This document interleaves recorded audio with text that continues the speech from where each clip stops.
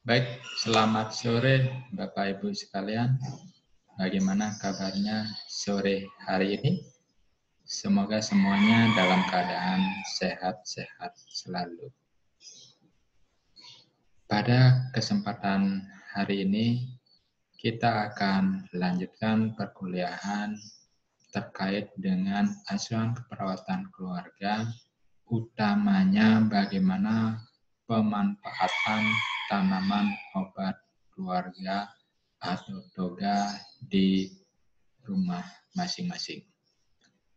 Tentunya topik ini tidak asing bagi Bapak Ibu sekalian karena tanaman obat keluarga ini memang sudah lama keberadaannya, mungkin sudah puluhan atau ratusan tahun yang lalu sudah dikembangkan oleh pendahulu kita, leluhur kita. Namun di dalam perkembangannya itu belum dilakukan secara analisis teoritis, tetapi lebih banyak dilakukan berdasarkan pengalaman-pengalaman yang ada. Nah, barangkali dalam kesempatan ini, Bapak Ibu sebagai akademisi, itu perlu melakukan analisis pembedahan penelitian lebih lanjut mengenai manfaat daripada berbagai macam tanaman obat yang ada di Indonesia atau di daerah Bapak Ibu masing-masing. Sehingga di akhir pertemuan nanti barangkali Bapak Ibu bisa menganalisis salah satu tanaman obat keluarga atau mungkin kombinasi daripada beberapa tanaman obat terkait dengan kandungannya, manfaatnya, dan bagaimana cara pengolahannya sehingga menjadi obat-obatan tradisional yang sederhana, yang bermanfaat bagi keluarga pada umumnya. Baiklah Bapak Ibu, kita lanjutkan. Apa sih yang dimaksud dengan toga? Saya rasa Bapak Ibu yang bekerja di puskesmas itu sudah sering melakukan edukasi-edukasi terkait dengan toga ini. Barangkali hari ini kita hanya sharing informasi berkaitan dengan pengalaman-pengalaman yang Bapak Ibu sudah miliki tersebut. Nah, toga. Jadi toga adalah tanaman obat keluarga, di mana tanaman ini atau tumbuhan yang ditanam oleh keluarga di sekitar lingkungan rumah yang mempunyai khasiat penyembuhan. Ini poin pentingnya. Jadi tanaman yang ditanam itu memiliki khasiat untuk menyembuhkan sebagai apotek hidup yang dimanfaatkan oleh keluarga secara sederhana. Yang artinya bahwa ketika ada masalah terhadap anggota keluarga dari sisi kesehatan, tanaman-tanaman tersebut bisa digunakan menjadi tanaman obat paling awal atau paling sederhana. Mungkin nanti kita contohkan ketika misalnya ada anak peningkatan suhu tubuh, kira-kira tanaman apa yang kita bisa manfaatkan yang ada di pekarangan kita untuk menurunkan daripada demam tersebut. Nah, kenapa kita perlu menanam daripada tanaman obat keluarga tersebut? Jadi tujuannya di sini adalah tanaman yang ditanam itu sebagai obat yang sederhana bagi keluarga. Ya, seperti yang saya sampaikan tadi, ketika ada anak bermain di halaman luka, ini ada tanaman yang ada di lingkungan keluarga itu yang bisa kita manfaatkan menjadi obat-obatan pertama dan paling sederhana sebelum dibawa ke pusat pelayanan kesehatan lebih lanjut. Nah, kemudian berikutnya tujuannya adalah menanggulangi pertama pengobatan penyakit, membantu meningkatkan derajat kesehatan masyarakat secara sederhana. Maka di sini derajat kesehatan masyarakat itu bisa ditingkatkan apalagi misalnya masyarakat dalam tanda kutip ada pada sosial ekonomi yang sederhana atau menengah ke bawah.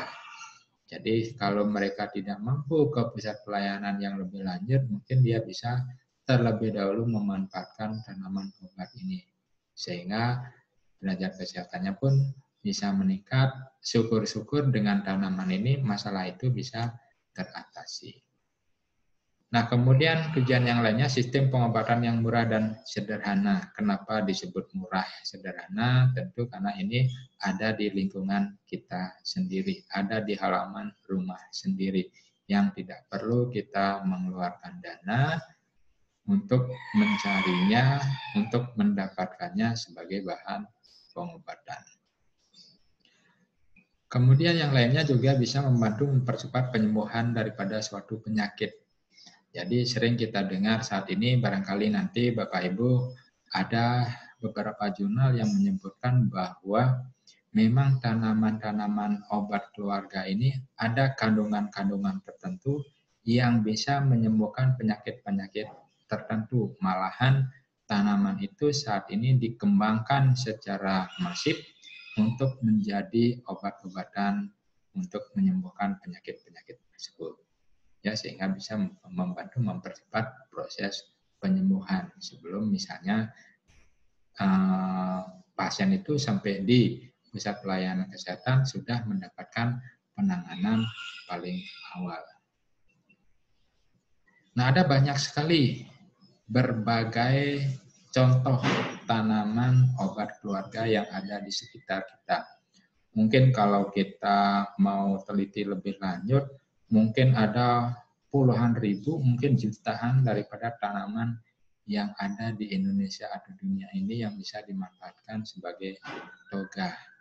Ya, kalau di Bali saja barangkali itu keberadaan toganya juga sangat banyak.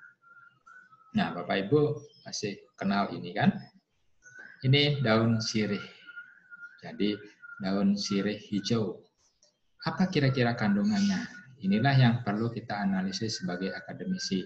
Ya, sehingga ketika kita menganjurkan menggunakan tanaman ini, kita bisa menjelaskan bahwa karena ada banyak kandungan-kandungan yang bermanfaat bagi penyembuhan penyakit.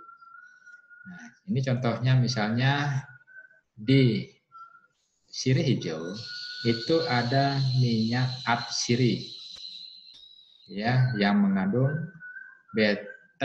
betelfenol, diatase, gula dan samak dan kapikol yang memiliki khasiat untuk mematikan kuman. Jadi hampir sama dengan desinfektan kali ya. Nah, barangkali kalau misalnya ini dipakai saat ini COVID-19 bisa nggak? Itu pertanyaannya kan. Sehingga ini perlu diteliti lebih lanjut. Kemudian sirih hijau juga bisa sebagai antioksidasi dan fungisida. Begitu juga dengan kandungannya untuk bisa menjadi anti jamur. Nah, selain itu daun sirih hijau itu bersifat menahan perdarahan, penyembuhan luka di area kulit dan gangguan saluran pencernaan. Nah, kemudian sifat-sifat daripada sirih hijau ini bisa mengerutkan, bisa mengeluarkan dahak, meluruhkan ludah, hemostatik, dan menghentikan daripada perdarahan. Sehingga kan sering kita dengar kalau orang tua kita kalau ada mimisan, gunakanlah daun sirih. Kan? Nah, itu kira-kira salah satu contohnya daripada tanaman obat keluarga yang bisa kita manfaatkan. Nah, selain manfaat itu, daun sirih juga bisa menghilangkan bau mulut dan menjaga kerusakan gigi, obat batuk, serta mengobati keputihan. Nah, barangkali ini juga menjadi hal penting yang bisa kita informasikan kepada masyarakat ya untuk menanam daun sirih karena banyak manfaat yang bisa kita dapatkan. Nah, ini apa kira-kira? Lidah buaya kan? Ya, jadi saya yakin Bapak Ibu semuanya sudah paham. Nah, lidah buaya ini mengandung zat seperti enzim, asam amino, mineral, vitamin, polisakarida, dan komponen-komponen yang lain yang bermanfaat sebagai antiinflamasi, anti jamur, antibakteri, dan membantu proses regenerasi sel. Ya, jadi kalau lukanya lama sembuhnya, untuk mengganti sel itu barangkali lidah buaya menjadi salah satu alternatif yang bisa kita gunakan untuk regenerasi sel. Bapak Ibu, ini manfaat lidah buaya bisul. Kira-kira sekarang masih ada nggak ya yang punya masalah bisul? Ini udah jarang ya, karena kebersihannya udah meningkat. Ya, jadi bisul, kulit memar, kulit pecah-pecah, lecet, kemudian rambut rontok, kuasir, ya, kemudian radang tenggorokan, itu juga bisa diatasi dengan tanaman obat berupa lidah buaya. Kemudian cabai merah, cabai hijau. Nah, cabai sekarang ini tidak hanya dipakai untuk memasak. Ternyata cabai ini juga bagian dari toga yang memiliki manfaat di dalam pengobatan. Jadi kandungan cabai ini capsaicin, membantu melancarkan peredaran darah akibat nyeri otot atau radang sendi. Ya, nah jadi barangkali ini penghangat ya untuk bisa melancarkan peredaran darah.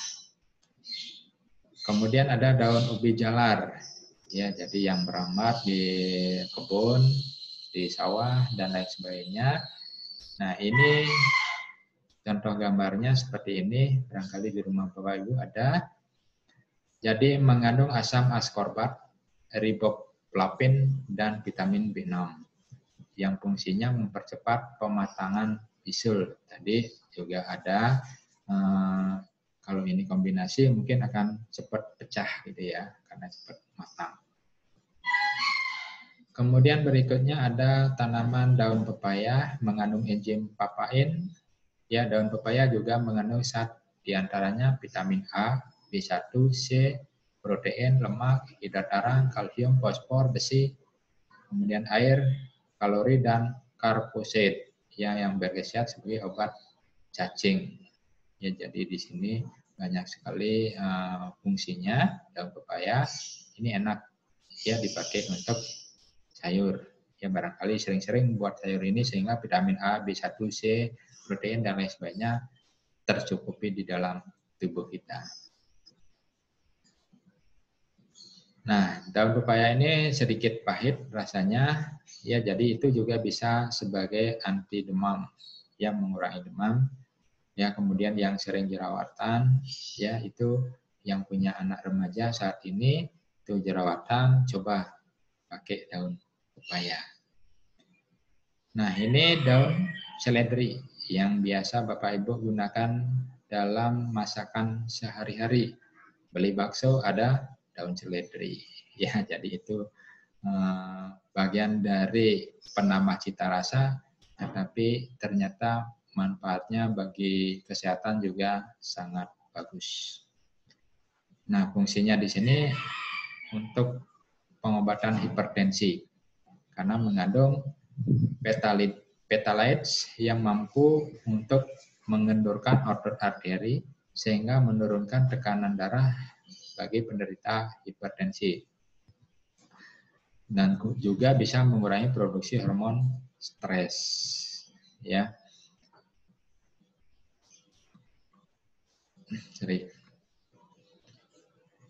Nah, kemudian di sini ada jahe, ada serai, ada ketumbar. Ini semuanya bahan-bahan untuk masak. Ya, jadi ternyata dari sisi pengobatan juga banyak manfaatnya untuk sakit kepala.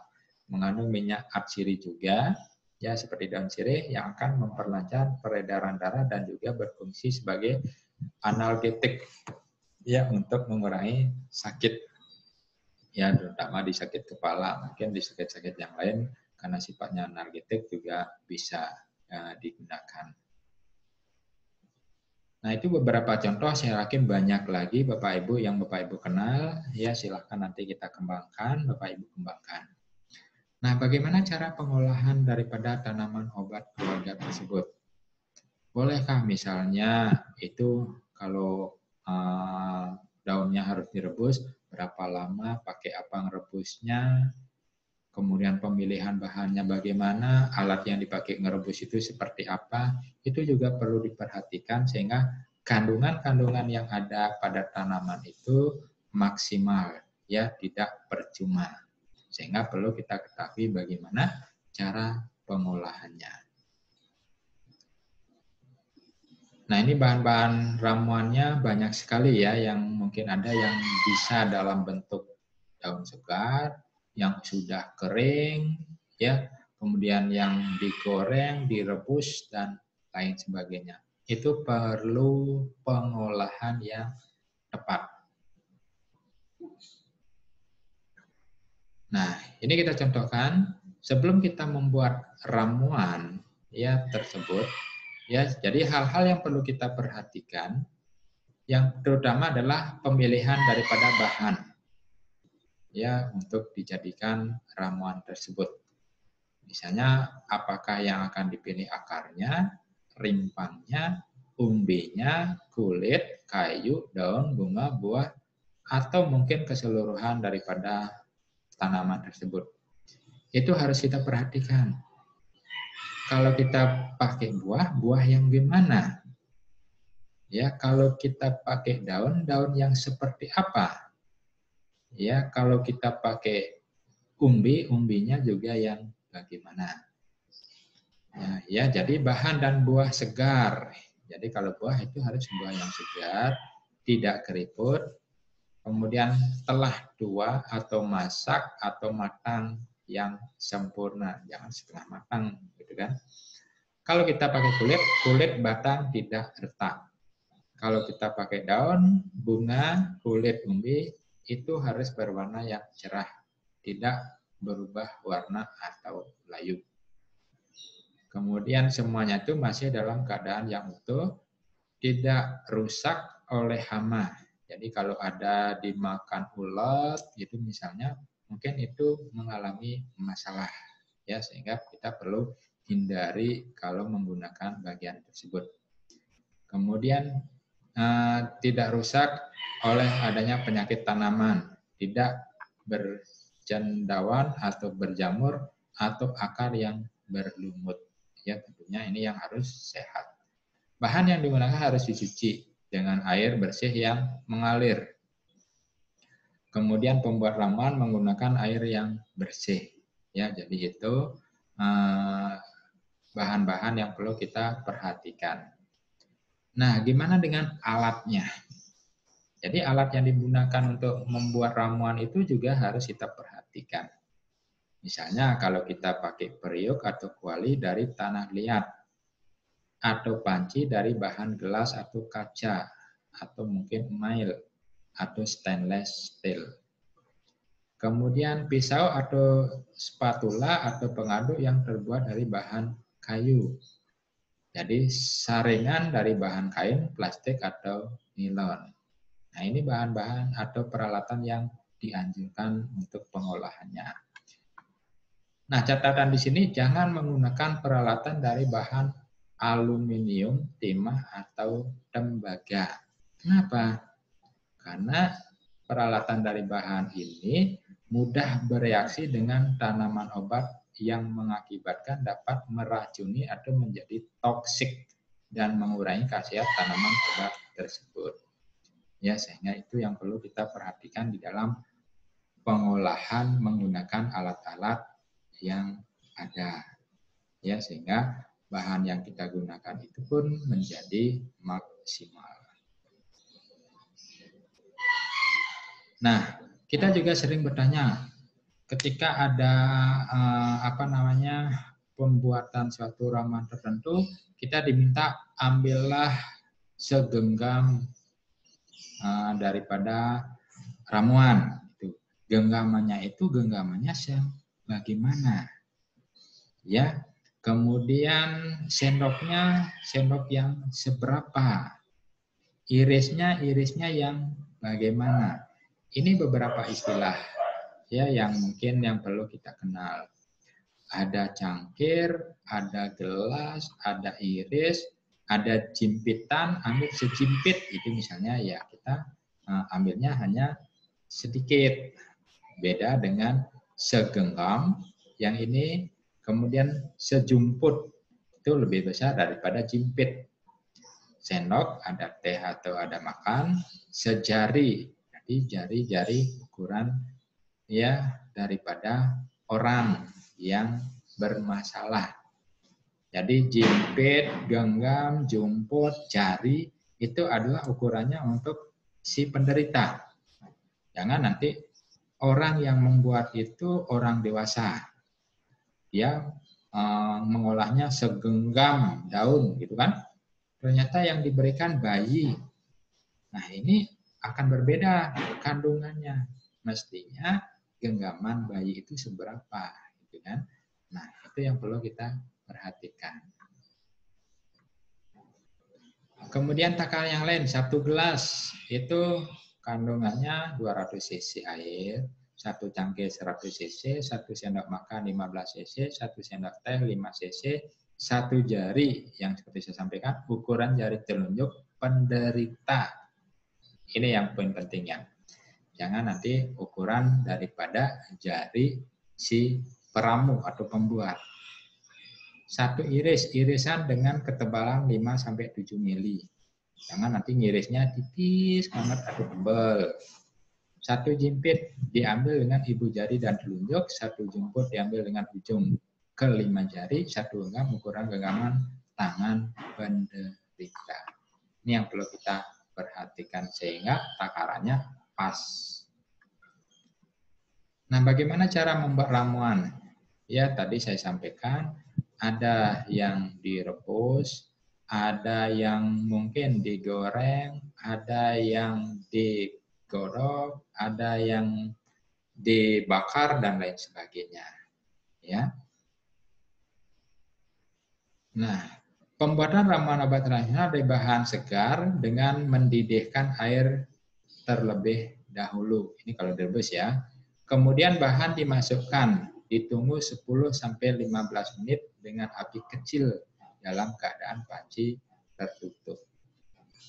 Urutan memasukkan bahan herbal dalam merebus, dahulukan yang keras seperti akar dan kayu, baru setelah itu bahan yang lunak seperti daun umbi maupun bunga. Ini juga cara membuat ramuan-ramuan yang tepat, sehingga kandungan yang harusnya pas itu tidak berubah. Ini banyak sekali aneka obat tradisional yang kita kenal. Nah, kira-kira untuk menurunkan panas, batuk, pilek, kita bisa gunakan tanaman apa kira-kira Bapak Ibu? Ya, jadi saya yakin banyak yang sudah pernah mempraktekkan di rumah bagi anak-anaknya, atau Bapak Ibu sendiri, orang tua, dan lain sebagainya. Ya, jadi caranya parut bawang merah, tambahkan minyak telon, lalu balurkan pada punggung sampai bagian pantat sambil sedikit diurut. Juga pusar dan ubun-ubun. Itu untuk bagian penurun panas ya secara lokal. Kalau misalnya untuk diminum, air kelapa 1 cangkir ditambah 1 sendok teh madu, aduk lalu kukus. Setelah dingin, berikan pada anak sebanyak 3 sendok teh setiap 2 jam sekali. Jadi obat ini diberikan untuk bayi 8 bulan ke atas. Jangan nanti yang ASI eksklusif sudah diberikan ini, salah gitu ya. Sehingga edukasi kita juga tepat. Bila usia anak di bawah 8 bulan cukup dengan pemberian ASI atau ibunya yang minum ramuan tersebut. Jadi ibunya bisa diberikan sehingga bisa kandungan-kandungan itu menyerap melalui air susu ibu yang diminum oleh si bayi. Sedangkan pada anak usia lebih dari 1 tahun, gunakan ramuan minuman berupa air kunyit dan madu. Ya, jadi setengah sampai 1 ruas daripada jari ukuran kunyit tersebut yang sudah bersih yang dibakar. Dikerik kulitnya, diparut, lalu diberi air matang setengah cangkir, beras, kemudian diendapkan. campur bagian air kunyit yang tanpa endapan dengan kocokkan 1 butir kuning telur dan 1 sendok makan madu, kemudian disuapkan pada anak. Ramuan ini bisa untuk menurunkan panas seperti pada sakit cacar air, flu, ataupun masalah yang lainnya. Kemudian perut kembung. Ini banyak ya Bapak Ibu, mungkin karena ini keterbatasan slide atau video waktu. Jadi ini Bapak Ibu nanti bisa dibaca ya. Jadi perut kembung itu parut bawang merah ditambah minyak telon ya. Kemudian untuk diare, setengah jari kunyit yang sudah bersih dibakar, dipotong-potong ya. Jadi ini bisa digunakan. Kemudian batuk, air jeruk nipis ya ditambah madu dengan dicampur dengan air mata kemudian dikukus. Kemudian yang batuk berdahak, air jahe ya, air kunyit, kemudian bawang ya, itu semua diparut, air jeruk nipis ya, kemudian madu ya, terus dicampur dengan air matang. Kurang nafsu makan. Bapak Ibu saat ini di rumah saja kira-kira kurang nggak nafsu makannya? Jangan-jangan berat badannya geser kanan semua ini. Ya, jadi tidak ada masalah nafsu makan, malahan meningkat nafsu makannya. Ya, jadi kalau ada yang kurang nafsunya, nah ini bisa digunakan. Ya, jadi temulawak, gula merah, ya ditambah air, kemudian ada tambahan sedikit garam, itu direbus, kemudian diminum. Jamin nanti ya timbangannya semuanya geser ke kanan terus. Kemudian benjolan akibat dari benturan atau trauma. Ya, jadi ini bisa digunakan. Ya, jadi rendam 1 sendok makan beras tumbuh bersama kencur. Ya, jadi ada kencur ya kandungannya itu. Mimisan, ini tadi sirih ya yang bisa digunakan. Panu, ada yang masih gatal-gatal nggak? Panu nggak? Kudis, kurap? Itu masalah yang lama ya. Mungkin saat ini sudah jarang ditemukan. Kecuali misalnya daerah-daerah yang mungkin padat penduduknya, kemudian daerah yang kumuh, itu masih banyak dijumpai. Ya, jadi bisa menggunakan lengkuas diparut dan diberi sedikit cuka, kemudian dioleskan di sana sampai kebakar. Sakit gigi, nah ini yang perlu diperhatikan karena orang bilang lebih baik sakit hati ya daripada sakit gigi katanya gitu ya. Tapi semuanya keduanya itu sakit. Ya kita nggak mau semua atau keduanya. Kalau ada sakit gigi, bawang putih diparut ditambah sedikit garam, kemudian disumpal ke gigi yang sakit. Ya, jadi simpel kan.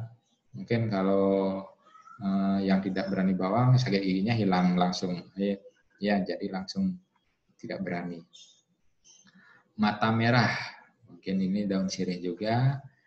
Nah, barangkali itu yang bisa saya sampaikan, Bapak Ibu. Ini hanya beberapa contoh daripada tanaman obat keluarga yang bisa dimanfaatkan sehari-hari oleh keluarga di rumah. Ya, nah, jadi barangkali selain ini, ya, jadi Bapak Ibu bisa memanfaatkan literasi lainnya. Ya, jadi saya juga sudah downloadkan beberapa artikel. Kemudian ada juga panduan daripada buku di komunitas di pemanfaatan toga itu ada di puskesmas itu banyak lengkap yang ditambahkan dengan akupressor. Jadi itu sangat lengkap sekali. Dan artikelnya juga sudah banyak saya akan sharekan kepada Bapak Ibu. Nah, barangkali selanjutnya Bapak Ibu ada artikel yang nomor 1, itu adalah pemanfaatan sirsak, tanaman sirsak. Jadi itu kandungannya apa, di dalam artikel itu sudah ada. Kemudian setelah kandungannya itu juga ada khasiat-khasiatnya untuk apa saja.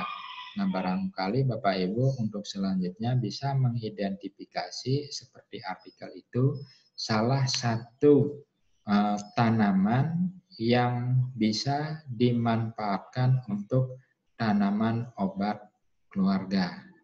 Ya, apakah di sekitar Bapak Ibu menemukan tanaman lain yang selain saya jelaskan tadi, kemudian selain yang ada nanti di buku leaflet yang akan saya berikan, kira-kira ada Bapak Ibu nemukan tanaman yang lain, Bapak Ibu analisis secara teoritis kandungannya apa saja, ya kemudian manfaatnya untuk apa saja, itu nanti silakan Bapak Ibu deskripsikan di dalam literatur atau tugas yang nanti Bapak Ibu bisa susun di dalam pertemuan ini. Mungkin itu yang bisa saya sampaikan pada kesempatan ini. Terima kasih atas perhatiannya Bapak Ibu semua. Mudah-mudahan ini bermanfaat dan bisa saling sharing dengan teman-teman yang lain sesuai dengan pengalaman-pengalaman di lapangan di dalam pemanfaatan tanaman obat keluarga. Ya. Nah, jadi itu Bapak Ibu semuanya, saya akhiri. Terima kasih. Selamat sore.